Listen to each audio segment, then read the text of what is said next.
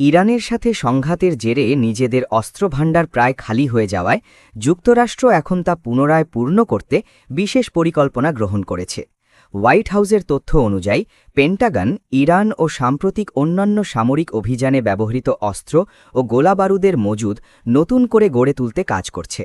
এই প্রক্রিয়ার অংশ হিসেবে প্রেসিডেন্ট ডোনাল্ড ট্রাম্প গত ৬ মার্চ যুক্তরাষ্ট্রের শীর্ষ প্রতিরক্ষা সরঞ্জাম উৎপাদনকারী প্রতিষ্ঠান লকহিড মার্টিন এবং আরটিএক্স কর্পোরেশনের মতো কোম্পানিগুলোর নির্বাহীদের সঙ্গে একটি বিশেষ বৈঠক করেছেন। বর্তমানে পেন্টাগন এই কোম্পানিগুলোর সঙ্গে নতুন চুক্তি করতে কিছু সমস্যার সম্মুখীন হচ্ছে, যদিও তারা দ্রুত উৎপাদন বাড়াতে আগ্রহী। এই পরিস্থিতিতে ট্রাম্প প্রতিরক্ষা কোম্পানিগুলোর ওপর প্রচণ্ড চাপ সৃষ্টি করছেন, যাতে তারা শেয়ার হোল্ডারদের মুনাফা দেওয়ার চেয়ে অস্ত্রভাণ্ডার পূর্ণ করা এবং উৎপাদন বৃদ্ধিতে বেশি অগ্রাধিকার দেয়।